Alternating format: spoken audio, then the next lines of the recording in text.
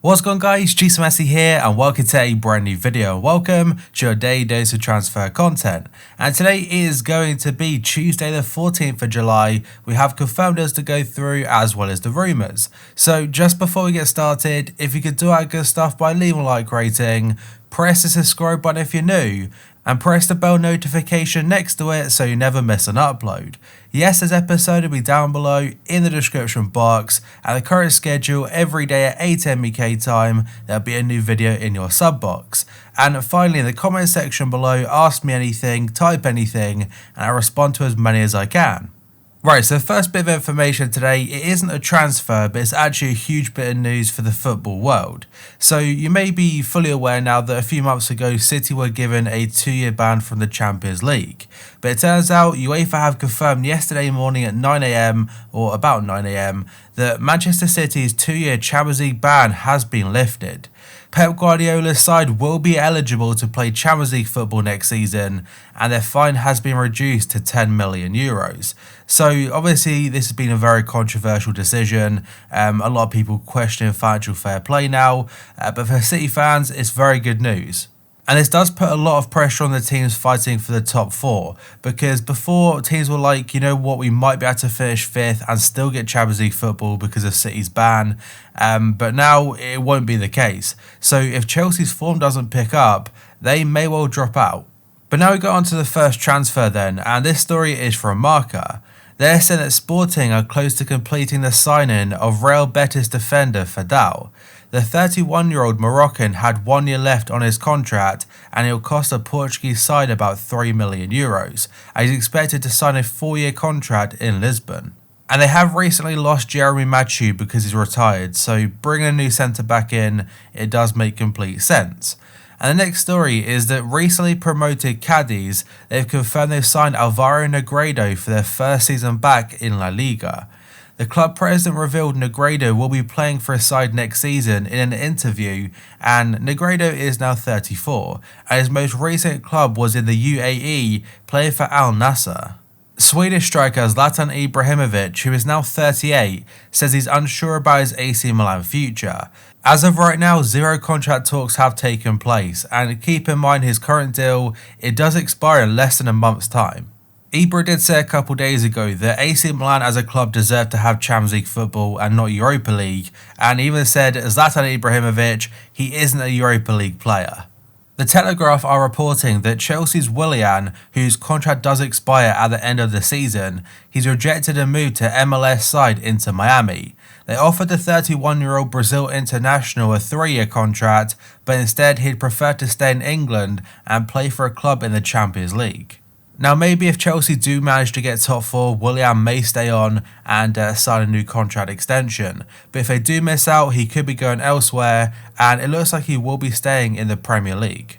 Sky Germany are saying Hector Bellerin is ready to push for a move away from Arsenal. The Spanish fullback is frustrated by the lack of progress being made at the Emirates Stadium, and he's ready to take on a new challenge. A couple of days ago, he was linked to, I can't remember what clubs it was. I think one was Juventus, there was Paris Saint-Germain in there, and also Sevilla. Victor Osimhen is close to completing a move to Napoli, according to Calcio Mercato.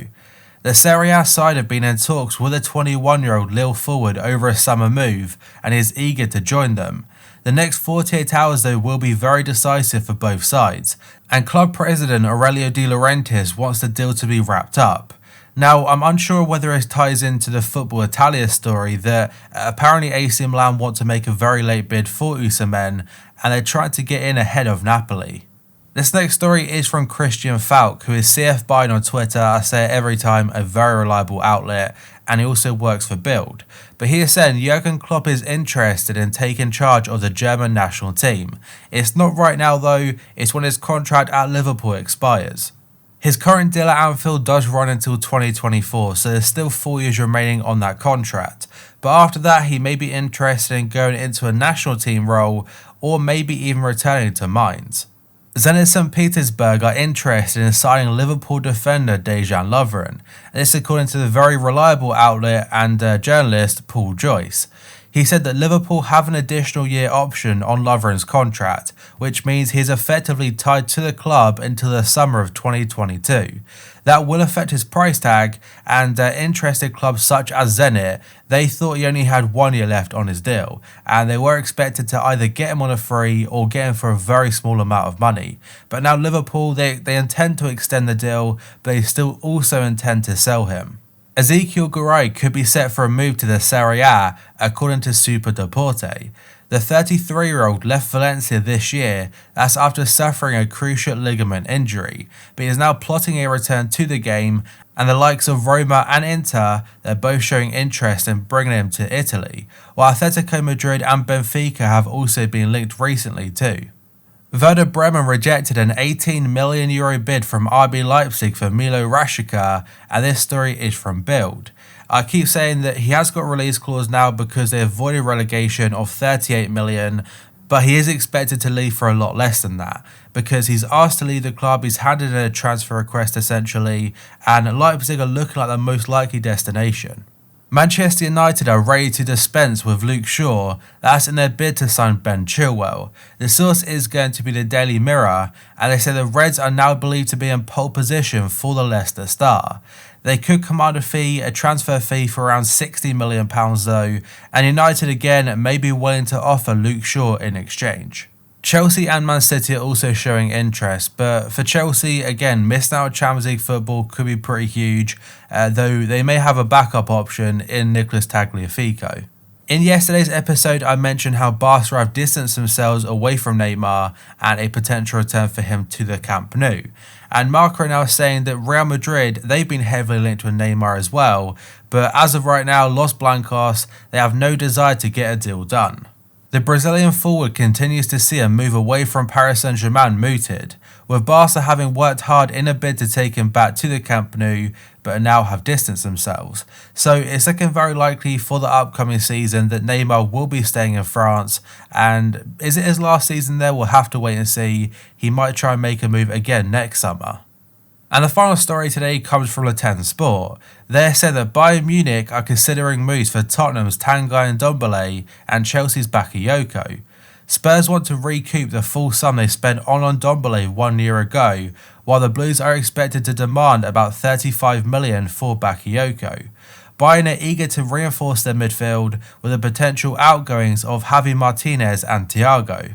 The article does also go on to mention that Bayern may try a loan deal for Ndombele instead, which it might include an obligation to buy, an option to buy, I'm not too sure right now. But if Spurs are asking for the full amount, a loan deal with a fairly high fee to bring him in the first place may be worked out, and then a slightly lower option to buy. But that, guys, is going to be it for this video. So if you could do that good stuff by leaving a like rating, press the subscribe button if you're new, and press the bell notification next to it so you never miss an upload. My previous episode will be down below in the description box, and the current schedule every day at 8 AM UK time, there'll be a new video in your sub box. So thank you for watching, I'll see you next time.